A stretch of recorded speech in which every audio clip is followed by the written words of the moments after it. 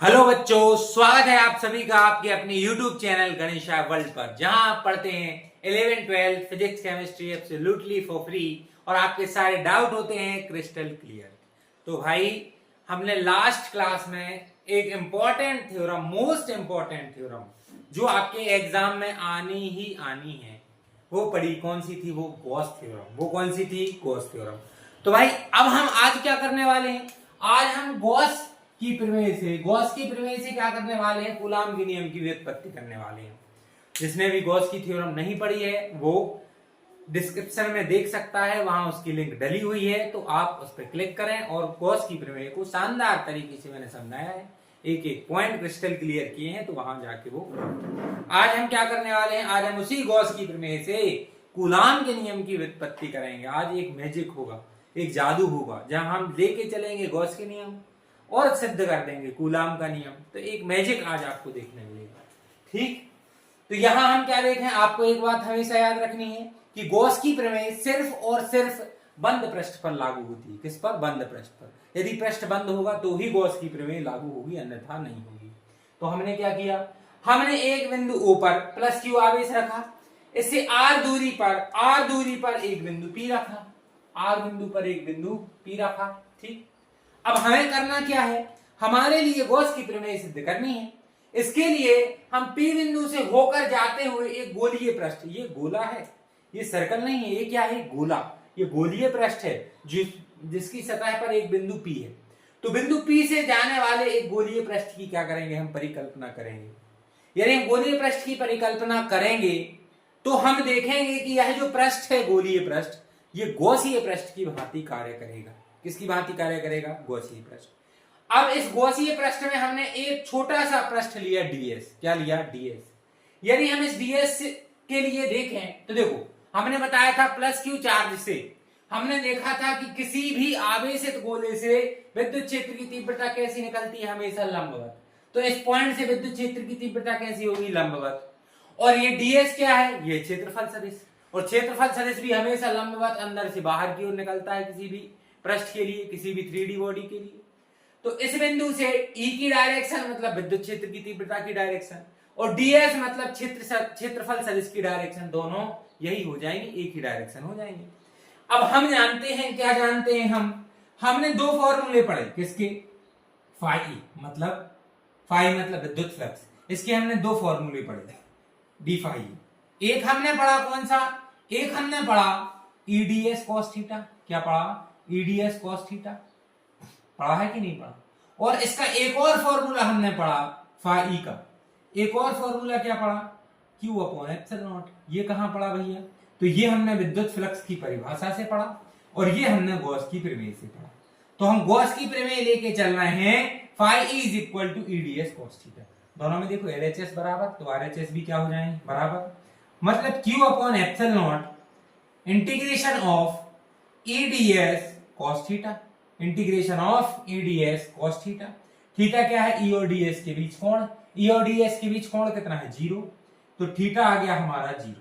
Theta 0 तो cos 0 क्या आ गया? 1। कॉस 0 क्या आ गया भैया? 1। अब यदि कॉस 0 1 आया है तो क्यू अपॉन एप्सिलॉन नॉट बराबर हो जाएगा इंटीग्रेशन ईडीएस। क्या हो जाएगा? Integration EDS. तो क्यू अपॉन एप्सिलॉन नॉट बराबर ई, कांस्टेंट है, बाहर आ गया, इंटीग्रेशन ऑफ डीएस। अब समझना, इंटीग्रेशन ऑफ डीएस। डीएस का इंटीग्रेशन क्या हुआ? मैंने बोला था इंटीग्रेशन मतलब sum of infinite time, sum of infinite time. तो आप ये एक गोले का डीएस क्या है? एक गोले का छोटा सा पृष्ठ। डीएस क्या है? एक गोले का छोटा सा पृष्ठ। जब इन पूरे पृष्ठ को आप जोड़ दोगे तो छोटा छोटा छोटा छोटा छोटा मिलकर बहुत बड़ा बन जाएगा। बहुत बड़ा मतलब गोला बन जाएगा। मतलब हमें गोले का क्या मिल जाएगा? क्षेत्रफल मिल जाएगा। और गोले का क्षेत्रफल कितना होता है भैया? गोले का क्षेत्रफल होता है, जल्दी से कमेंट बॉक्स में लिखो, गोले का क्षेत्रफल क्या होता है? गोले का क्षेत्रफल होता है 4 पाई आर स्क्वायर। क्या होता है? 4 पाई आर स्क्वायर। अब यदि आप यहां से ई की वैल्यू निकालो तो ई की वैल्यू क्या आ जाएगी? ई की वैल्यू आ जाएगी 1 upon 4 pi r square q upon epsilon naught. ये आ जाएगी भैया ई की वैल्यू। अब भैया हमने ई का एक और फॉर्मूला पढ़ा है। ई का हमने एक और फॉर्मूला क्या पढ़ा? विद्युत क्षेत्र की तीव्रता क्या होती है? विद्युत क्षेत्र की तीव्रता होती है किसी एकांक पर लगने वाला बल, किसी एकांक आवेश पर लगने वाले बल को ही हम क्या बोलते हैं, विद्युत क्षेत्र की तीव्रता। समीकरण नंबर 2। यहाँ E बराबर 1/4 pi r square q upon epsilon naught है, यहाँ E बराबर F अपॉन क्यू नॉट है। तो क्या समीकरण 1 से LHS बराबर RHS आ जाएंगे? समीकरण 1 व 2 से आपको LHS बराबर RHS मिलेंगे। तो क्या यहां पर F अपॉन क्यू नॉट बराबर 1/4 pi r square q upon epsilon naught मिल जाएगा।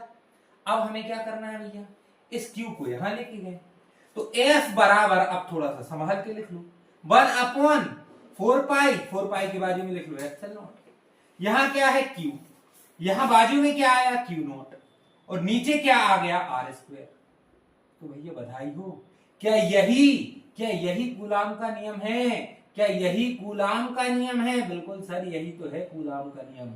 यही तो क्या है, यही तो कूलाम का नियम है। यही क्या है, कूलाम का नियम है भैया। तो यहां देखो अपन क्या लेके चले थे, अपन भैया गॉस-की थ्योरम लेके चले थे, और गॉस-की थ्योरम से हमने क्या कर दिया, कूलाम के नियम की व्युत्पत्ति कर दी। इंपॉर्टेंट डेरिवेशन है, बहुत इंपॉर्टेंट डेरिवेशन।